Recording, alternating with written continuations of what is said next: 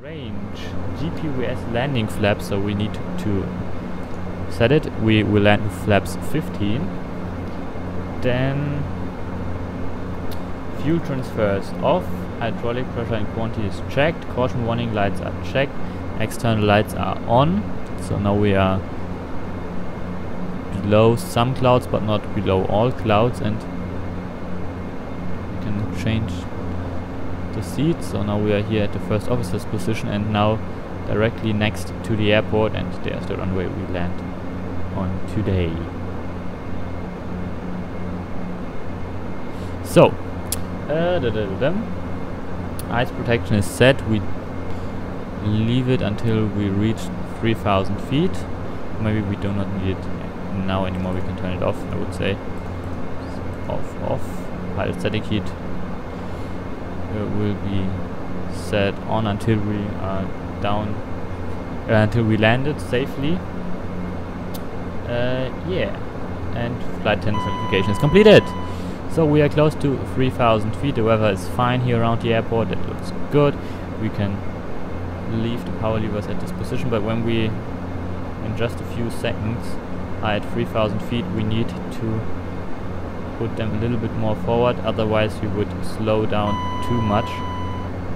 So whoa, I forgot to say altitude select. 2500.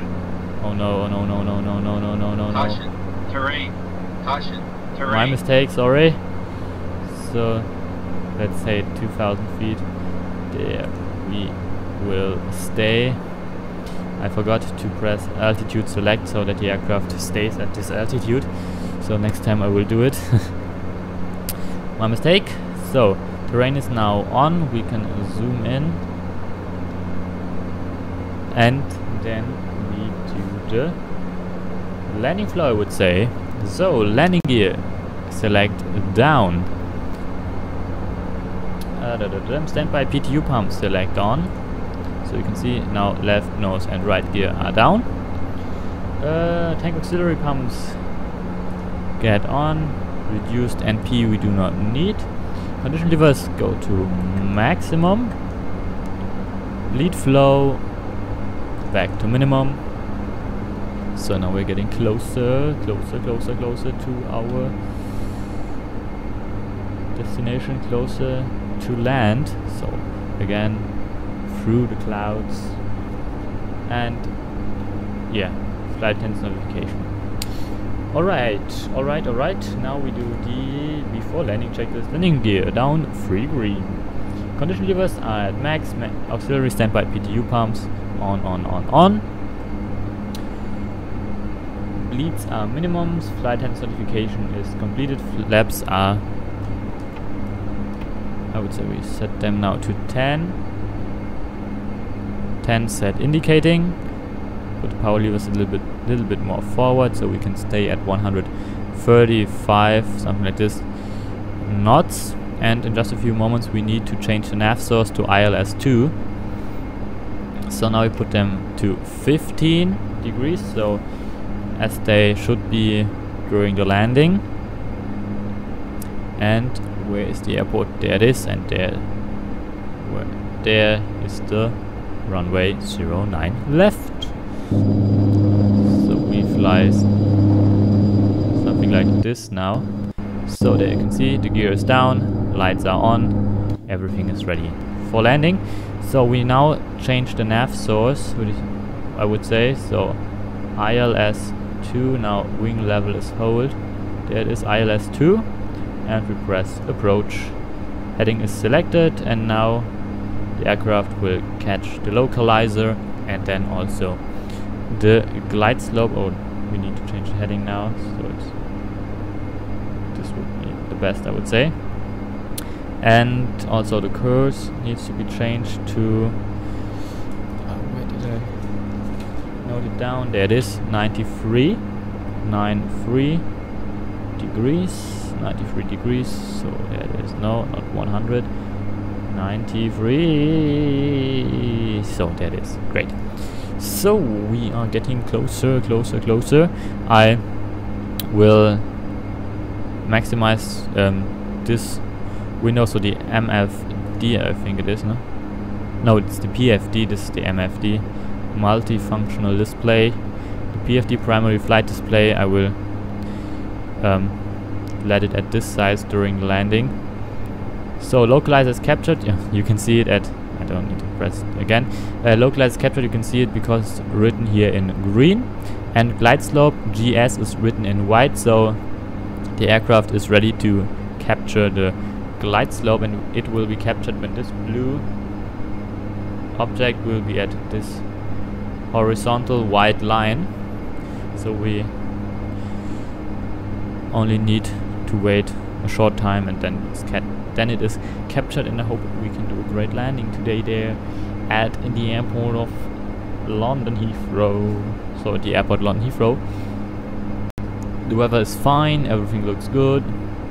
We have a wind with 13 knots at the moment, coming from this direction, something like this. So it's a good direction from which we are approaching here onto this airport.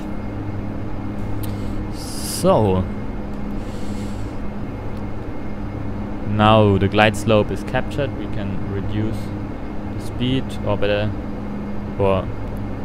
I mean we reduce the power of the power lever. So we set back the power levers nearly to idle, or maybe let's keep the speed of 130 to 135, and at about 500 feet, when there's a call out 500, we will turn off the autopilot and will land the aircraft manually the last 500 feet then. So we are getting closer and closer and closer, and there's another aircraft on the right side of us, 400 feet above our high, 400 feet higher than we are, but I'm not able to see it. But we cannot concentrate on this aircraft. We need to concentrate on the runway. We need less power because we are too fast at the moment. Too fast, but at a great altitude, everything looks fine. 200 feet is the decision height. Great! We are approaching the runway, and in just a few moments we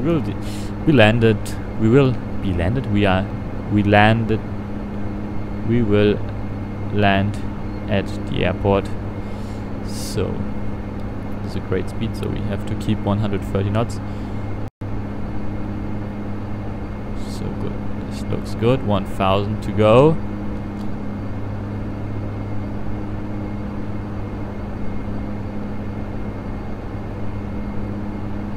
Now 1000, there was the call out, and when, as I said, when there's the call out 500, I will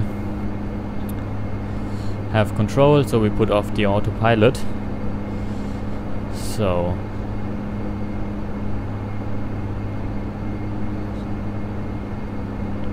$800, 750. We need to reduce the speed. We are too fast. 130 to 135, as I said. We need less power. So there we see the precision approach path indicators. 500. There was a call out. Autopilot disengaged. I have control. And now we land here at the airport, the largest airport of London, the airport London-Heathrow.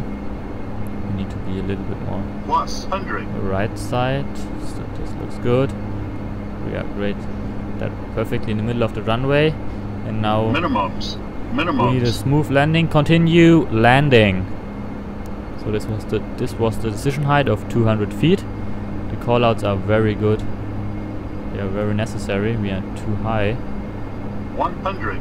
100. Good speed. 50. 40. We are 30, coming in great. 20. 10. Now put up the nose a little bit. Come down. Touchdown. I think it was a smooth landing. Great, we are landed here. We landed here at London-Heathrow. There are also several other aircraft standing there at the gates. So reverse, but I don't think we need it. reverse back and we can turn off at the runway at here. Great landing. I like it. I hope it looks good from outside. We will see it now in several seconds. So let's do the replay. And I would say first have a look at the last 60 seconds and then 100 or 120 seconds.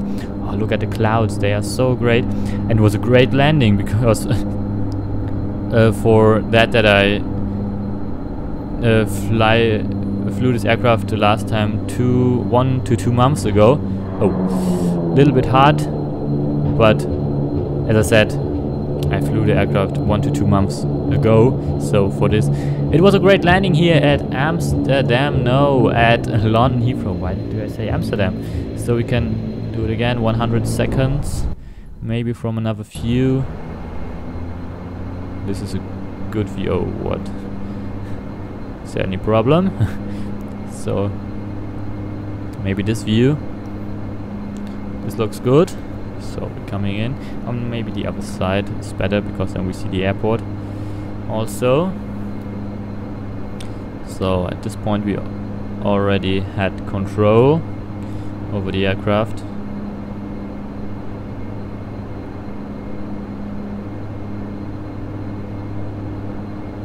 But it was a great approach. There you can see the lights of the airport, of the runway.